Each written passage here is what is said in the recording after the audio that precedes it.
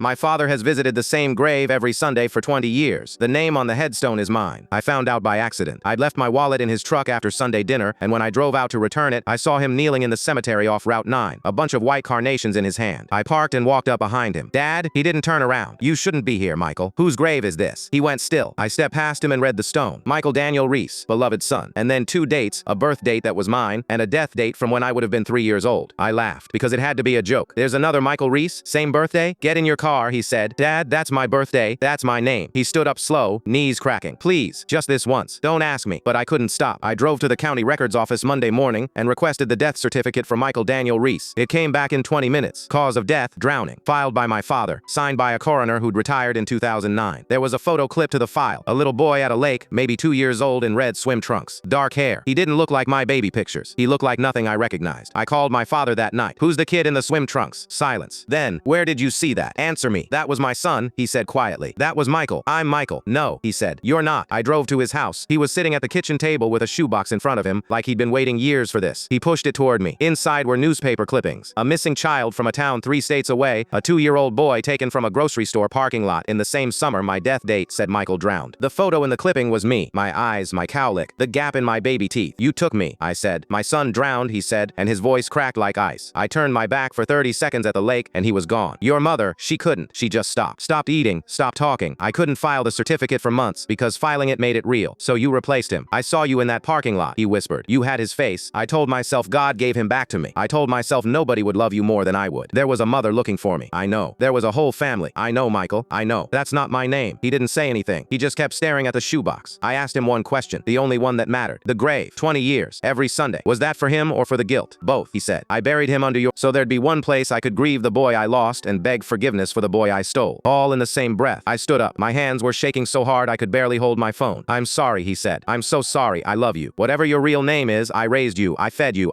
You stole me from people who were still looking. I dialed. He watched me do it. He didn't move to stop me, didn't run, didn't reach across the table. He just folded his hands like a man at church. 911, what's your emergency? I need to report a kidnapping, I said. The child was taken 23 years ago. I looked right at him. The man who did it is sitting across from me. He'll wait for you. He's been waiting a long time. The dispatcher asked for the address. My father recited it himself, loud enough for the phone to catch. On it was a name I'd never seen and a phone number with an area code from a state I'd never lived in. Her name is Karen, he said. She never changed her number. I checked. Every year on your real birthday, I checked to make sure she could still be found. The sirens were already coming up the road. Call her after, he said. Tell her I'm sorry. Tell her you're alive. Tell her I never once let a Sunday go by without visiting the grave of the boy I should have been watching and the one I took to fill his place. They put him in the car with his hands behind his back and he was still saying my name, the wrong one, the stolen one, as the door closed.